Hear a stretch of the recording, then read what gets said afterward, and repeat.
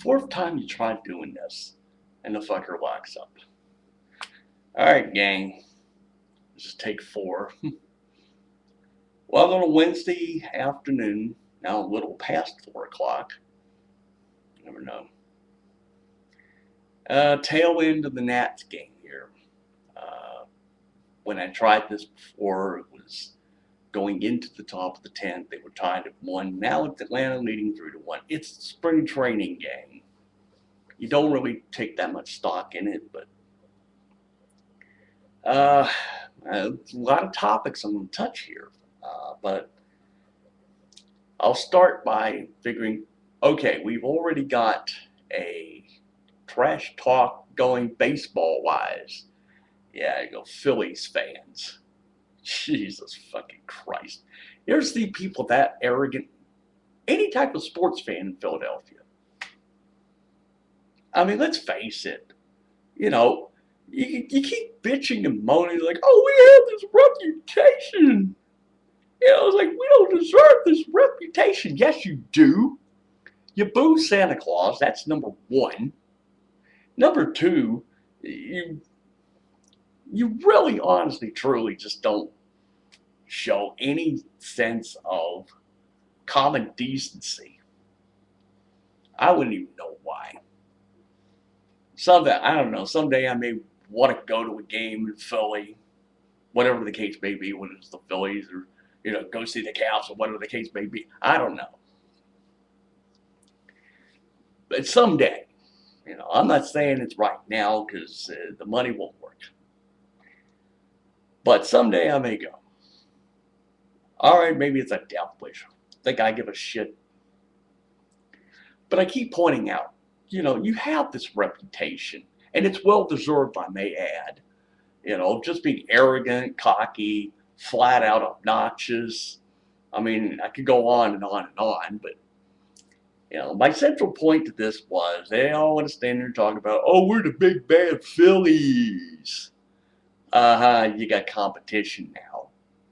Okay, you got competition, and it's right here in DC. Idiots. Whole fucking lot of you. We got a better infield than you do. Of course we do. I mean, we got, what, Danny Espinosa, the guy flat out play. Ian Desmond can flat out play. By the way, you'll notice they both wear different numbers now from last year. You know, because Ian was wearing 6 and now he went to 20. And it's to honor Frank Robinson because I asked. So I asked this when I was seeing game once. I asked it on Twitter. They were kind enough to remind me. And of course, in Danny's case, he was wearing 18. Of course, Chad Tracy's doing it this year in spring training. And if he makes the roster, he'll get that. So Danny decided, okay, I'll just take 8. We know who he's honoring, you know. And I'm cool with this. Of course, it makes my t-shirt that I have. I know I have a Danny Espinosa t-shirt, which I'd love to be able to show you, but I'd have to stop this video to do it. And by the way, it's a t-shirt I'm going to be wearing up there to Boston in June. I bought it last year, so you know it has his old number. You know, I never knew the bastard could be obsolete before I even had a chance to wear it. But anyway, my point I was trying to make is, you know, we have a better outfield than the Phillies and the Mets. Well, I will say, I'll say slightly better than the Mets. But my discussion is with Philly. We have a better first baseman than you do. Perhaps you've heard of him. You know, we have power in the outfield in Michael Morse. You know, who I guarantee you is going to do wonders this year. The only, you know, the question coming is, you know, you have when Bryce Harper will show up, and it's going to be early June. You know, that's the good thing in making that decision, sending him to Syracuse, is at least he gets a head start on getting here, and second, he'll get a head start on learning to play center field. So we'll see when that happens, but you know, at least for now, they know Roger Bernardino's got the center field job, at least on a semi-permanent basis for 2 months.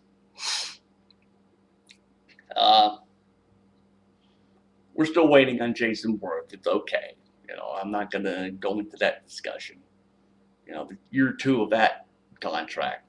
But point I'm trying to make is we have a team now. This was worth waiting 34 years for baseball to come back to DC. This is worth the wait and seeing now what's going to be out on the field. So much fun. I thought to myself, this is going to be so much fun watching this year, or at least watching the whole NL East. It's not just the Nats. I mean, look, I give credit what credit's due. Like I said, you're seeing Atlanta. They got people. Freddie Freeman, Jason Hayward, these guys are good. I give them credit. Same thing with the Mets. They have a permanent first baseman now in Ike Davis. I will say this because I've seen that up close. You got him. You got Lucas Duda. It's talent up and down the NL East. It is talent. This is just going to be so much fun the next couple of years just to watch this division. But the point is, and thank you, Major League Baseball, for coming up with this idea that you want to add a second wild card team in each league. Who knows? This just may be the way the Nats make the postseason. Who knows? We can't predict this now because it's March, and at least I'll give you a heads up here. I said when we get closer to the start of, when we get closer to opening day, I will give you my prediction on the Nats. I will say this much. I got on here last year and I said it was going to be 8 games under 500, and it wound up being 1 game under. So that's a pleasant surprise. So all I'm going to tell you is I'm going to predict a winning record. I'm not going to tell you what the record is now. I will when the time comes. But I will tell you it's going to be above 500. Whether they make the postseason or not is anybody's guess. As I said, I can't predict that. So I will just leave it there. Screw you, Philly. You have the reputation that you've deserved, for booing Santa Claus and all this other shit. Look, they know it. You have a reputation, and it's deserved. Rude, arrogant, obnoxious. I could go on and on. Why? So I'm just going to leave it right there, and I'll tackle everything else later. So we have a Trash Talk Club baseball-wise. Okay, so I've gotten that out of the way, and I'll move to the bigger topic. And there are 2 topics, and they're football-related, and neither really involve the Redskins, but I figured, hell, let me talk about it. So Peyton Manning's in Denver now. Thank you. I got it right. So he's in Denver. Okay, fine. I'm not begrudging the guy. He says he wants to extend his career a few years. Good for him. And may not make the Broncos contenders. You never know. I'm not even going to try to predict that. But at least they can say that they did one thing, which was they said, we're getting Tim Tebow's ass out of Denver. He's not needed. And then I sitting there watching this morning, and I thought, regardless of where he goes, I'm getting this in a moment, regardless of where he goes, that you've got a starting quarterback, wherever it is, who is simply going to look at this and say, we don't want Tim Tebow here. Said, I'm not taking a back seat to this fucking garbage. That's what should be said here. I don't care who you are. But now, of course, they've had the crawl across the screen. The Broncos traded Tim Tebow, and they traded him to the Jets. The Jets, oh my God. And I'm telling you 2 things. Number one, if you Mark Sanchez, you basically said, this is what you say to the media. I'm not playing second fiddle to this fucking garbage. Say that. But the second thing, If I was not a Mario Williams fan when he was playing for the Texans last year, I just became a bigger Mario Williams fan now that he's Buffalo. And I'm going to tell you why. Because I want to see Mario Williams take this religious cocksucker's legs and snap him like a wishbone.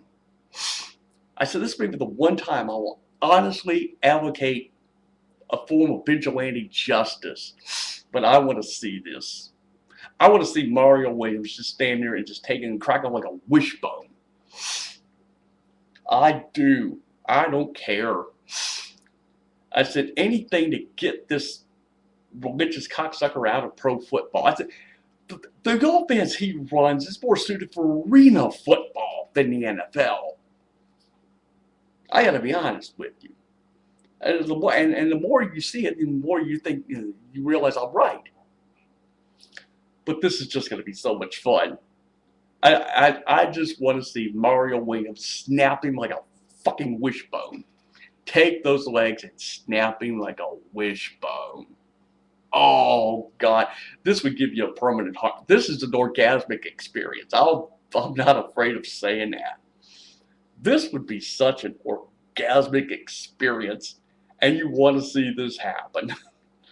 I know you've got people like across the AFC East. They're salivating.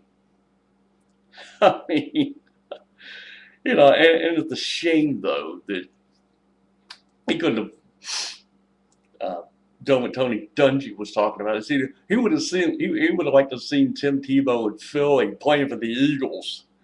Oh, and in a way, I wish that would have happened, because I would have loved to watch Brian Orakpo and Ryan Kerrigan just each take a leg and snap him like a wishbone.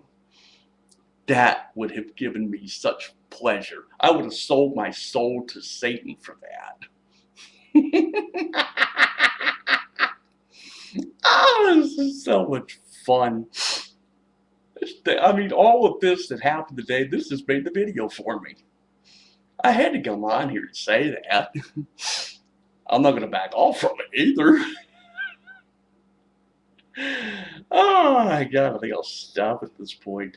God. Oh, such sadistic glee. I don't care. All right, I think I'll stop at this point. All right, so now we just get the camera to go properly. Sorry.